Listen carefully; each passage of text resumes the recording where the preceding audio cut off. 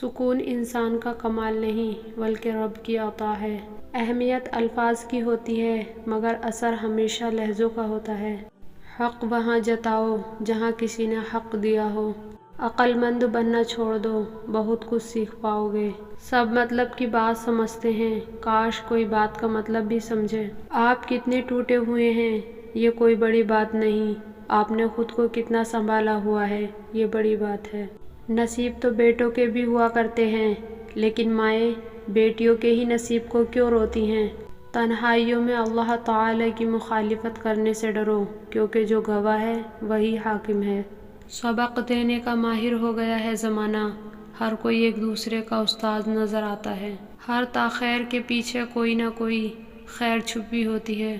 منافق کی ہمدردی دشمن کی تلوار سے زیادہ خطرناک ہے۔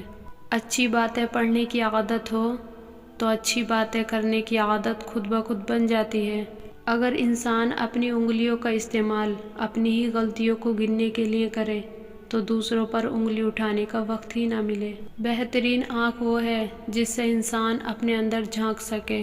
بولنا چاندی ہے اور خاموشی سونا ہے۔ جس مٹی کو برتن میں بدلنے والی آگ ہے، اسی طرح ناپختہ انسان کو کامل بننے والا صبر ہے۔ انسان کو مرنے سے موت ہی بچاتی ہے۔ اپنے کچھ لمحوں کے عروج پر غرور نہ کرنا، کیونکہ وقت بدلتے دیر نہیں لگتی۔ صرف نماز کے بدلے جنت نہیں ملے گی، احساس مخلوق کا بھی کرنا پڑتا ہے۔ برے اعمال دیمک کی طرح ہوتے ہیں، ان کے ذریعے باہر سے تو کچھ نہیں بدلتا مگر اندر سے سب مٹی ہو جاتا ہے۔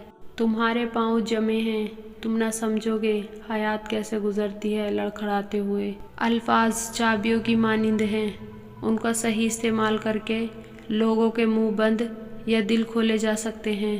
استاد اور باپ کی محبت سمجھ آنے تک اکثر دیر ہو جاتی ہے۔ والدین کی چپلیں سیدھی کرنے سے مقدر بھی سیدھے ہو جاتے ہیں۔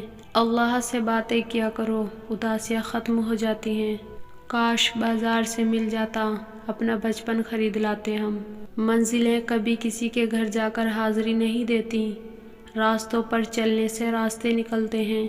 اپنی زندگی میں خود روشنیاں پیدا کرو، یقین جانو تمہارے علاوہ کوئی تمہارا وفادار نہیں۔ اللہ پاک جب بہترین سے نوازتا ہے تو پہلے بدترین سے گزارتا ہے۔ آپ صلی اللہ تعالی علیہ وسلم نے فرمایا، جو لوگوں پر رحم نہیں کھاتا اللہ پاک بھی اس پر رحم نہیں کھاتا۔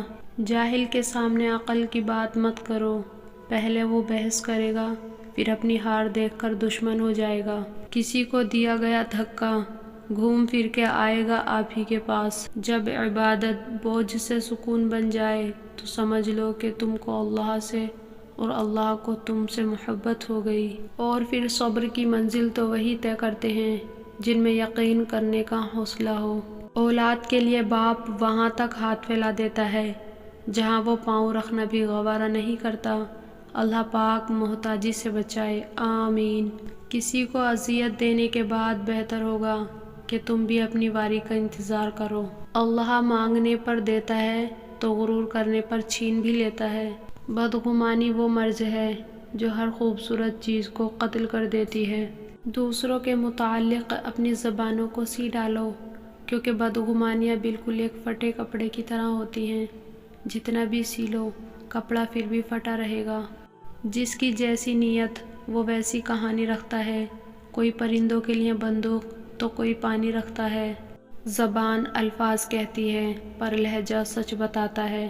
کوئی جب چپ چاپ رہے تو اسے سننے کی کوشش کرنا۔